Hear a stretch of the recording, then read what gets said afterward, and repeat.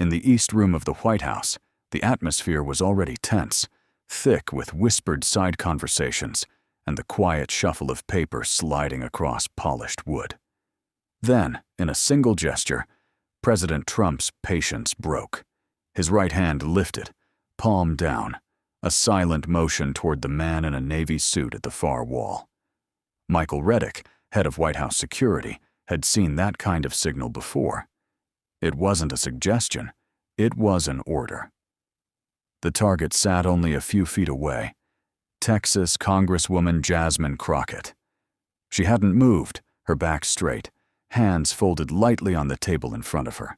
Her expression revealed nothing. But the cameras at the back of the room captured everything. The tight line of the president's lips, the glance that cut through the chatter like glass, and the subtle ripple of unease that passed through the officials at the table.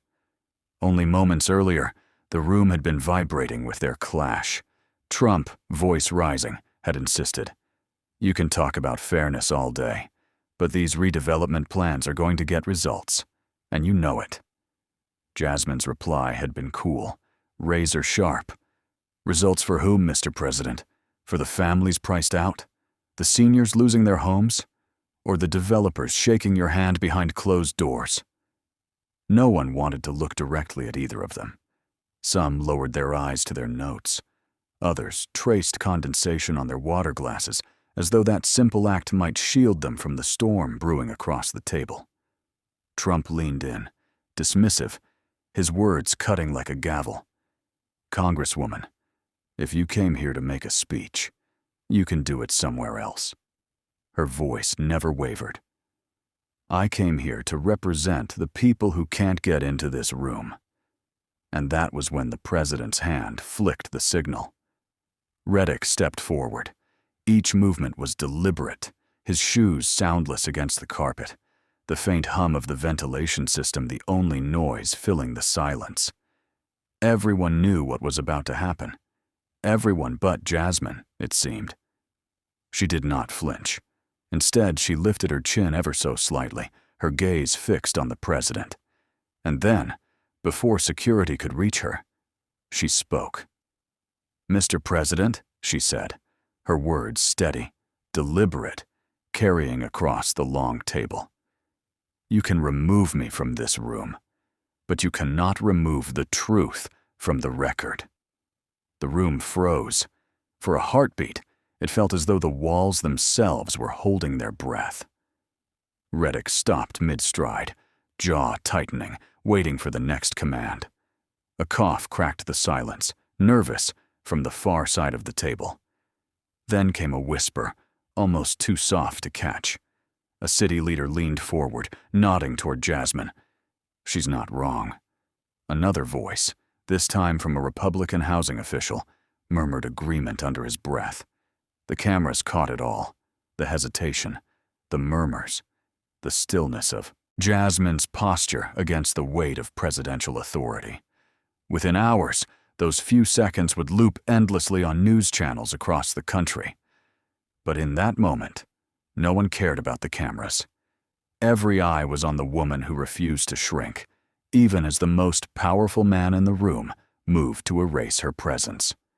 Trump's hand lowered. No second order came. Slowly, Reddick stepped back to his post at the wall. Jasmine held her gaze on the president for a beat longer, unshaken, before calmly turning back to the papers before her. The meeting dragged forward, but something irreversible had shifted. The balance of power no longer belonged to the title at the head of the table. It belonged to the voice that refused to be silenced. But to understand why her words landed with such force, you'd have to go back to the beginning of that morning, before the cameras, before the confrontation. At 8 a.m., Jasmine Crockett had stepped out of a black sedan onto the White House drive. Washington in late spring carried a particular heaviness, not the kind that wore you down, but the kind that warned you the day would demand something from you. She came prepared. Tucked under her arm was a slim black folder, handwritten notes, eviction statistics, charts printed on paper she could hold up if needed. Most officials came armed with tablets, glowing screens that vanished when the lights cut out. But Jasmine had a rule. If you want people to remember what you say, bring something real, something they can touch. As she crossed the drive toward the West Wing checkpoint, a tall White House aide in his 30s stepped forward to greet her. Today would not be easy. She knew that. But easy had never been the point. His sandy hair was combed so neatly it looked airbrushed into place, like he'd walked straight out of a campaign brochure. "Congresswoman Crockett," he said, extending a hand. "Yes," she replied. Steady grip. "I'm Brian Cale. I'll get you through security and into the East Room." "Appreciate it," Jasmine said, though she knew his courtesy was mechanical. His role wasn't to welcome her, it was to keep the morning moving on time. To him, she was just another name on a clipboard, a box to check. Inside, she moved through the ritual of metal detectors and bag checks with the ease of someone who'd done it 100 times before. She didn't bother with small talk. Every thought was already on the room ahead. A policy roundtable on urban redevelopment. That was the official label. But Jasmine knew what it really was. A performance. The White House wanted to showcase inclusion, to say they'd invited every perspective, while quietly stacking the deck. Her seat was symbolic. Her influence? Not something they intended to recognize. When she entered the East Room, still half empty, she read the setup instantly. The long, polished table gleamed under lights adjusted for broadcast angles. Nameplates and water glasses aligned like props on a stage. At the head, the president's chair sat elevated on a small riser. Subtle but deliberate, ensuring that no camera missed the hierarchy. 2 clusters of press chairs waited at the back, cameras already locked in place. Jasmine chose her seat halfway down the left side, directly across from the president's line of sight. That, too, was deliberate. Minutes later, Michael Reddick walked in. Even without a uniform, his presence drew attention. Shoulders square, scanning the space like a man cataloging threats. He didn't look at her. Why would he? At that point, she was just another official at the table. The room slowly filled with mayors, housing advocates, and redevelopment directors. Their greetings were polite but practiced, their smiles guarded. With cameras scheduled to record the first 10 minutes, conversation stayed superficial. Travel delays, the weather, last night's baseball game. Jasmine listened, silent, while her thoughts turned over the data in her folder. She had read the administration's redevelopment outline twice. The numbers told a brutal truth.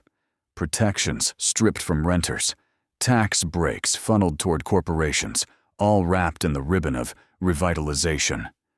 At exactly 9 o'clock, the atmosphere shifted. 2 aides entered, brisk, followed by the president himself. His voice carried ahead of him. "All right, let's get this going," he announced, sliding into his chair. "We've got big things to talk about, huge plans. Everyone's going to benefit from this. Believe me."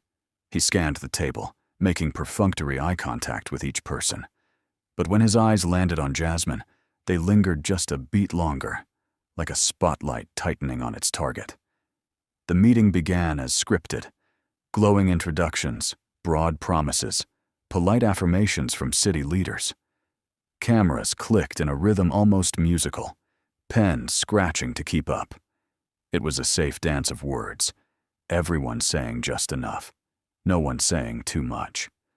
But Washington is built on competing truths, and that kind of balance never lasts. The first fracture came earlier than anyone expected. It came from Jasmine. She leaned forward slightly, voice calm but strong enough to carry without raising volume. "Mr. President, your plan outlines a projected cost of $20 billion for redeveloping these neighborhoods. Can you tell us, right now, how much of that is actually earmarked for affordable housing versus commercial projects?" The room broke its rhythm. Heads turned toward her, then toward the president. A couple of officials glanced at the cameras, confirming the press pool was still rolling. Every microphone caught her words. Trump responded without hesitation. "Congresswoman, it's all going to benefit the communities. When we bring in businesses, jobs follow. When jobs follow, people can afford better housing. That's how it works. It's common sense." Jasmine's gaze never shifted. "So that's a no on having a clear percentage." A ripple swept across the table. Not laughter, not shock, but that unmistakable murmur when someone crosses the invisible line of what's usually tolerated in the room. Trump smiled, but the expression didn't touch his eyes. "I think you're looking for a number that doesn't tell the whole story. We're talking about transformation here. We're talking about turning these neighborhoods around so people want to live there." Her reply was flat, factual, unflinching. People already live there, and many of them won't be able to afford to stay once the rent triples. A pause followed. Brief, but long enough for the weight of her words to land. A tall city leader from Des Moines shifted in his seat, uneasy. Others followed with darting glances, as though waiting to see whether this exchange was about to spiral into the kind of confrontation most of them would never dare to attempt. A city leader from Des Moines tried to pivot, mumbling something about infrastructure investments, but Trump silenced him with a flick of his fingers. "Congresswoman," the president said, his tone sharp with finality, "you've been in politics long enough to know you can't make everyone happy. What we're doing is good for the economy." Period. Jasmine didn't look away.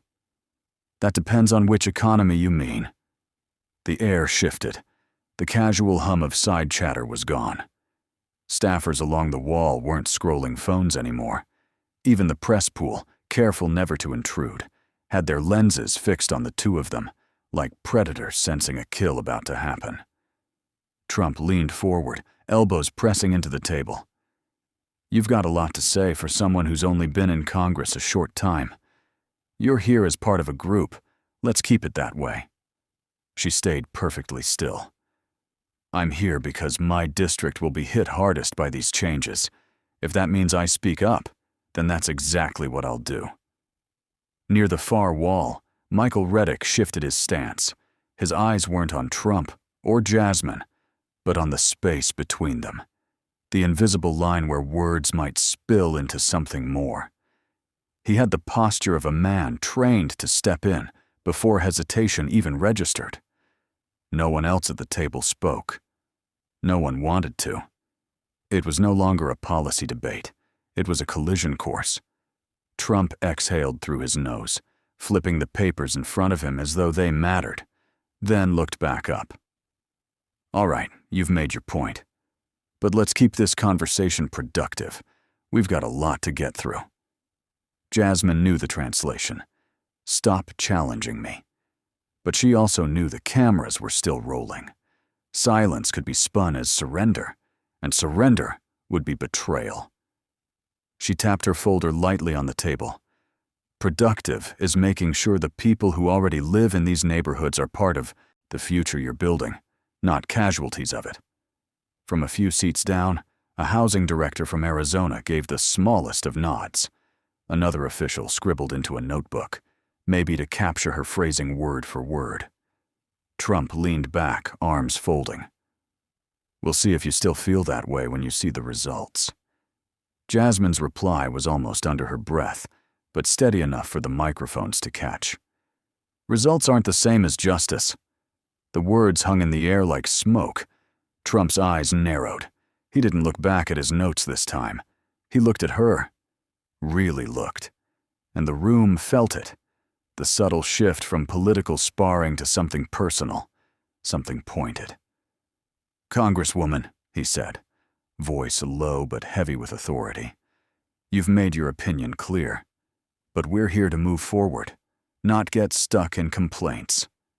She didn't give the pause room to expand. Asking for accountability isn't a complaint. It's my job, and I'm not the only one in this room who's concerned. Her glance flicked to the official on her left. Silence. They looked down at their notes, unwilling to catch her eyes. Others stared straight ahead as though carved from stone. Trump gave a short, humorless laugh. That's Washington for you. Everyone talks big until it's time to get things done. We're getting things done. You either get on board or get out of the way. The last phrase struck harder than anything he'd said yet. In the corner of her vision, Jasmine caught one of the photographers adjusting his lens, sensing what was about to unfold. And at the far wall, Reddick's weight shifted again, his hands resting just above his belt. Ready. Waiting. Jasmine drew in a slow breath. I'm not in the way, Mr. President. I'm in the room. There's a difference. Trump's chair scraped back just a fraction. And you're in this room because I allowed it. Gasps were rare in rooms like this, but a few broke out anyway. Small, uncontained sounds from people who suddenly realized the line had been crossed. The president's tone had slipped. This wasn't policy anymore. This was personal dismissal. Power flexed in its rawest form. Jasmine pressed her lips together, holding his gaze. No anger, no raised voice. Just steady defiance. If the only voices allowed here are the ones that agree with you, then it's not a discussion. It's a performance. The faintest tightening formed around Trump's eyes. He leaned toward the head of the table, making a sharp motion with his right hand. Mike, he said, not breaking eye contact with her. Take her out. The words weren't loud. They didn't need to be. In the room, they landed like a gunshot. Reddick moved. Not fast, not slow, just deliberate. The practiced pace of a man who'd carried out this kind of order 100 times before. The press cameras tilted instantly, lenses tracking him as he stepped, away from the wall. Attendees shifted in their seats. Some stared down at their notes with unnatural intensity. Others couldn't help but watch. A mayor from Wisconsin lifted his water glass, his hand trembling. Jasmine felt the air constrict, a tightening coil of anticipation. She'd been in tense rooms before, courtrooms where a single ruling decided freedom, debates where her opponent tried to bury her under noise. Trump didn't look at Reddick. He didn't need to. His eyes stayed locked on Jasmine, as though her reaction alone would complete the order. She kept her voice even. Mr. President, but his wrist flicked again, sharper this time, less a signal than a cutoff. Mike, he repeated. The room went still. The only sound was the measured strike of Reddick's shoes against the floor. He was close now, close enough for Jasmine to notice the faint scuff on the side of his polished shoe, the crease in his sleeve where his elbow had bent. Every detail sharpened in her awareness, as though time itself had slowed. And then she felt it, that invisible line between compliance and defiance. She'd crossed it before, but never in a room like this, never under this weight of power. And she knew one thing with absolute clarity. She would not let the record show her silence as her last word. Reddick's shadow stretched across the table as he reached her chair. His voice was low, professional, but left no space for negotiation. Congresswoman, I'll need you to come with me. Not every microphone caught it, but every person in the room did. The press pool's cameras swiveled in unison, shutters clicking in rapid bursts, reporters leaning forward for a better angle. Jasmine didn't move. Her gaze stayed fixed on the president. Her hands remained folded neatly on the table. Her breath steady, calm, deliberate. Trump leaned back, arms crossed, a portrait of silent authority. He didn't need words now. The tableau spoke for him. Jasmine finally turned her head toward Reddick. She studied his face, the practiced neutrality, the quiet resignation of a man obeying orders. He wasn't relishing it, but he wasn't resisting it either. I understand you're doing what you've been told, she said, voice steady, soft enough to sound personal, yet clear enough to carry. But I'm not leaving without saying something. The room bent toward her. People actually leaned forward, straining not to miss a single syllable. One Republican city leader clenched his fist lightly against the table, as though fighting the urge to speak. Trump's eyes narrowed, but he didn't cut her off. That was his mistake. Jasmine straightened. Her voice cut through the silence. "Mr. President, you can remove me from the room, but you cannot remove the truth from the record." The words weren't loud, but they didn't need volume. They carried the weight of inevitability, hitting the walls, sinking into the stillness, searing themselves into memory. The cameras caught it perfectly, her lips forming each word in sync with the audio, the press shutters punctuating the moment. Reddick froze mid-step. His hand hovered near the back of her chair, his eyes flicking toward Trump, waiting for confirmation to proceed. The silence grew heavy. Officials shifted uncomfortably. No one spoke, but their unease was loud enough. Then, from halfway down the table, a housing commissioner from Florida leaned toward his microphone. "She's got a point," he muttered, just loud enough to carry. Another voice followed, this one from across the table, a Republican redevelopment advisor from Indiana. "The record's the record. Can't argue with that." The camera snapped toward them, trying to catch their faces, capturing the cracks forming in the president's wall of control. Trump's eyes darted away from Jasmine, scanning the table, registering who had just weakened his command with even the smallest acknowledgement. Reddick's stance shifted again, not retreating, but not advancing either. He stood there, waiting, the forward momentum broken. Jasmine held her gaze on Trump. If the truth isn't welcome here, then what exactly are we doing? His lips pressed into a thin line. For a man who rarely ran out of words, his silence stretched too long. And everyone knew it. Removing her now would only prove her right. Finally, Trump lifted his hand. Not in command, not in anger, just a dismissive wave. "Let's move on," he said, eyes dropping to the papers in front of him. Reddick stepped back without a word, returning to the wall. The cameras caught that too, the moment the order dissolved in plain sight. Jasmine didn't smile. She didn't gloat. She simply opened her folder, slid a chart across the table, and began again, her voice as calm and deliberate as before, as though the confrontation had been nothing more than a pause in the meeting. Around the table, officials shifted in their chairs. A few scribbled notes. But the air had changed. She hadn't stayed in her seat because she'd been allowed to. She'd stayed because she refused to be silenced. And the true weight of that defiance wouldn't become clear until the reactions began, coming from places no one in that room expected. Attendees kept glancing in Jasmine's direction. Some looked as if they wanted to meet her eyes, but most didn't dare. The tension in the room had shifted, less hostile now, more watchful. Everyone seemed to know they'd just witnessed something that would outlive this meeting, something that would write tomorrow's headlines before the ink was dry. Trump shuffled the stack of papers in front of him. His voice carried the same clipped authority, but the cadence was broken. The rhythm was off. He pressed forward with the redevelopment plan, as if nothing had happened. But no one in the room could forget what had just unfolded. Jasmine didn't interrupt. She knew better than to waste the silence. When directly addressed, she answered with calm precision. She wasn't there to win a shouting match. She was there to leave words in the record that couldn't be erased. 10 minutes later, the press pool was ushered out.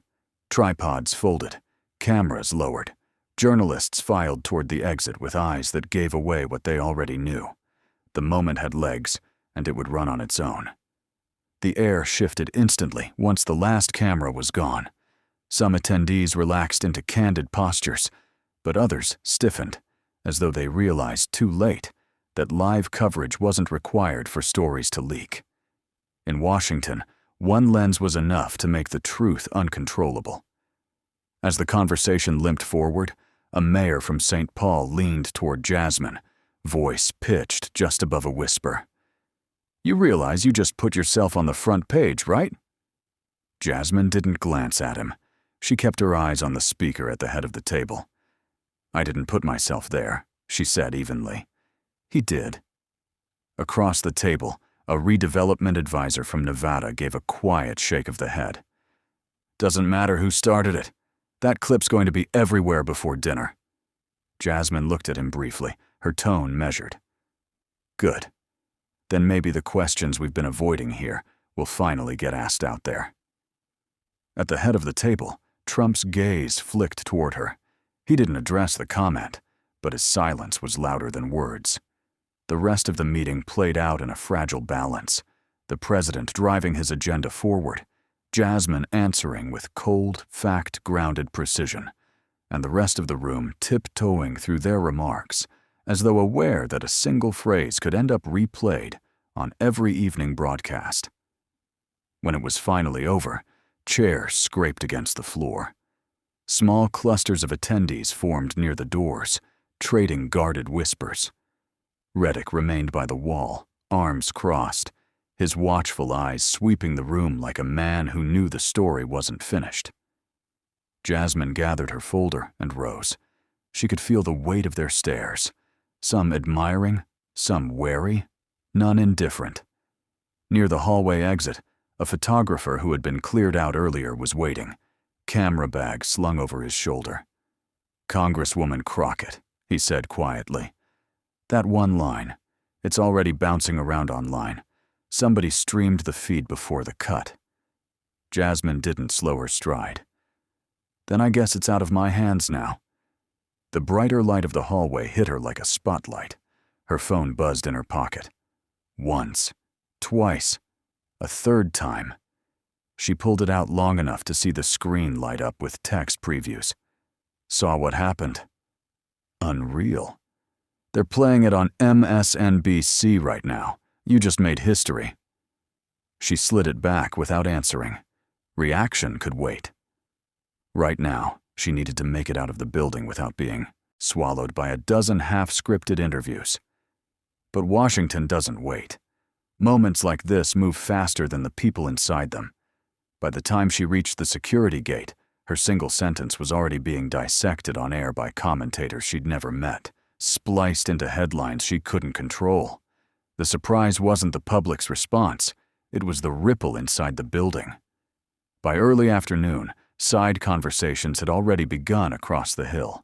Even before Jasmine left the West Wing, cracks had appeared where she least expected. She paused briefly in a corridor to greet Terrell Vaughn, a policy analyst she'd worked with during a past committee hearing. Terrell had a reputation for slipping hard data past layers of political varnish. His eyes lit up at the sight of her. "Wasn't expecting to see you here today," he said, voice lowered.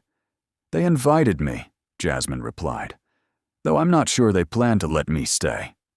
Terrell gave a short laugh, quick and quiet. "You just did what half the people in that room wish they had the guts to do." Before Jasmine could answer, a familiar voice called from farther down the hall.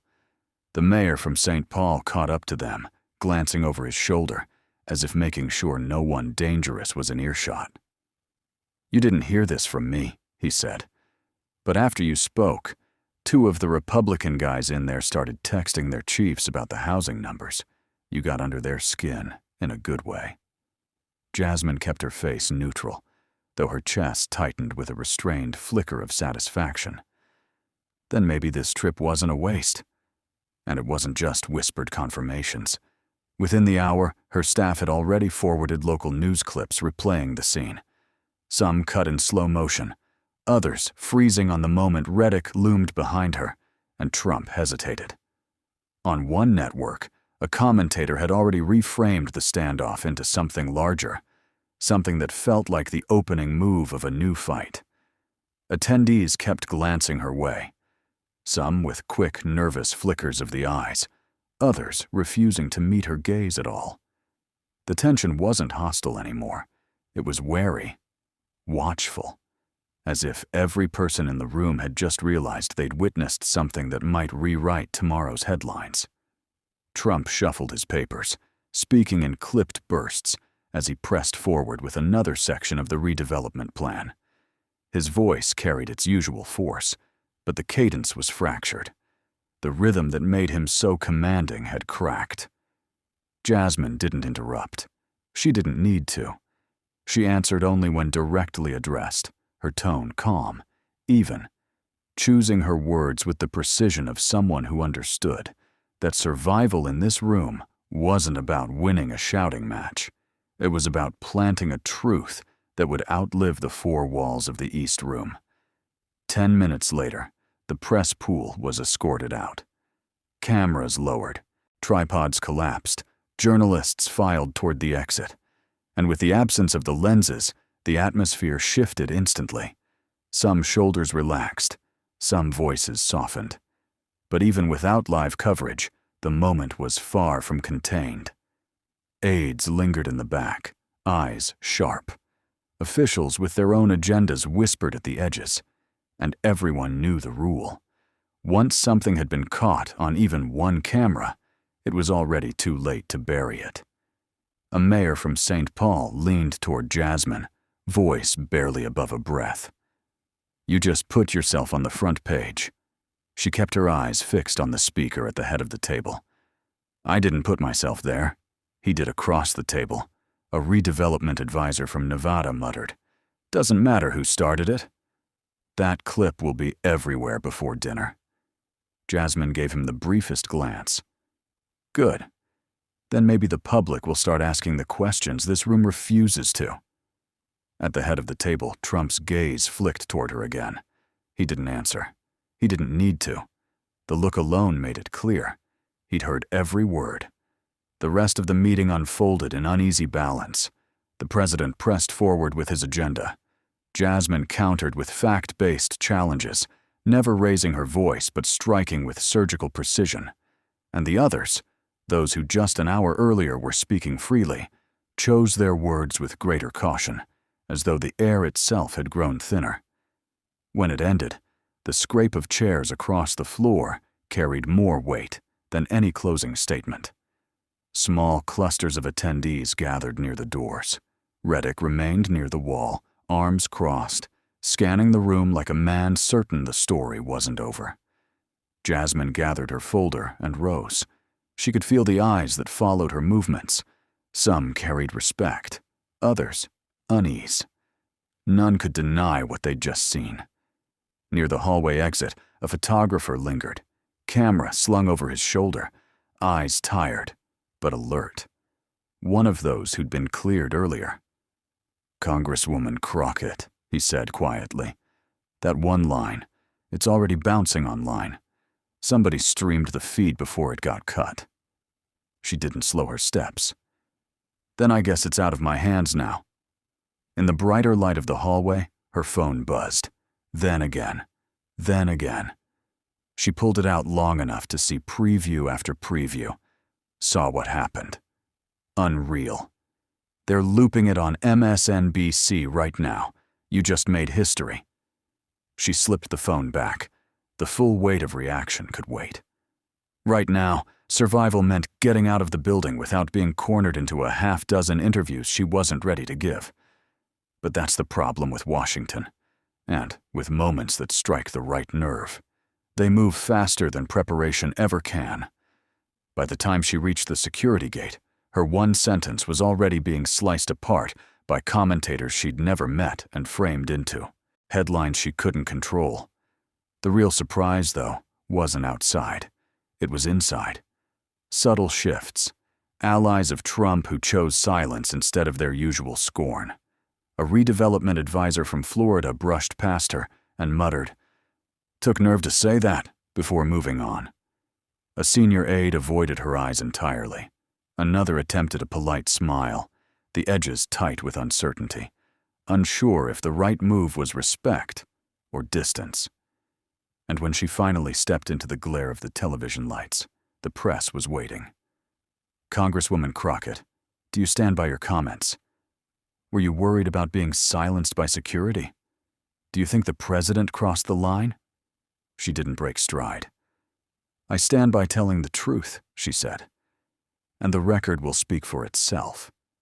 It wasn't evasive, it was controlled. She'd learned long ago, the more you let others shape your words, the faster they turn into something else. Better to keep it clean, repeatable, anchored. What she didn't expect was the call that came just as she stepped into the car. Congressman Victor Hanley, senior, opposing party, rarely spoke to her directly. "Jasmine," his voice crackled without preamble, "you just made my day. You don't know how many people needed to see that." "I wasn't trying to make a statement," she said. "I was trying to stop bad policy." "Sometimes the two are the same thing," he replied. "Be ready. You're about to be in the spotlight, whether you like it or not." And with that, the full weight of the moment settled.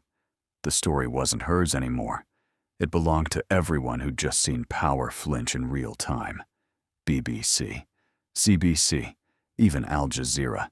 Her name was ricocheting across continents, framed as a democratic integrity moment by outlets that rarely agreed on anything. Jasmine stared out the tinted window as the sedan slipped away from the White House. The buildings drifted by in the noon light, but she barely registered them. Her mind replayed the instant Reddick's order cut through the room, the eerie stillness that followed her words, the weight that settled in the silence. Something so brief, less than 60 seconds, was now stretching endlessly in the public eye, replayed, dissected, reinterpreted. Her phone buzzed again. A video call. District office. Texas. Her chief of staff appeared on screen, looking like he hadn't slept in days. 2 interns flanked him, jittery with caffeine and adrenaline. "You're everywhere," he said without greeting. 30 interview requests already. The local paper just ran an editorial calling you the voice of the people in a room built for the powerful. One intern leaned in, practically vibrating. "Also, the meme game is crazy. Someone looped your line over dramatic courtroom music. It's at 500,000 views." Jasmine cracked a dry smile. "Not exactly the legacy I was aiming for." "No," her chief replied. "But it's the legacy that's going to make people listen to whatever you say next." When the call ended, she turned to Leah. "Line up the interviews, but keep them about policy, not personality." Leah arched an eyebrow, already anticipating the impossible. "We'll try. But you lit a torch in the dark. People aren't watching you anymore. They're watching what you'll do." While newsrooms swarmed with sound bites and social media lit up with hashtags, something deeper stirred beneath the noise. A shift in public opinion, raw and unpredictable, beyond the reach of party talking points. By dawn, the story was no longer about a confrontation inside the White House. It had mutated into something bigger, a litmus test. Cable panels framed it like an inkblot test. On MSNBC, commentators praised Jasmine's poise against an attempt to silence dissent. On Fox, some dismissed her as grandstanding, but others admitted her calm defiance was hard to ignore. In kitchens across America, the clip flickered on TV screens, while eggs sizzled and coffee brewed. The captions carried her words like scripture. "You can remove me from the room, but you can't remove the truth from the record." In Austin, housing advocates streamed the clip during lunch, forks suspended midair as they discussed how to harness the momentum. In Columbus, a retired city planner told a local reporter, "This isn't about politics. It's about standing your ground when you know you're right." Even in Idaho, inside a small-town hardware store, 2 men argued whether Jasmine had been disrespectful or just unwilling to bend. The debate ended with one muttering, "She didn't back down. Gotta respect that." Her office phones burned hot. Calls, emails, letters. Some cheering her courage, others warning she'd just made an enemy of the president. One handwritten note stood out.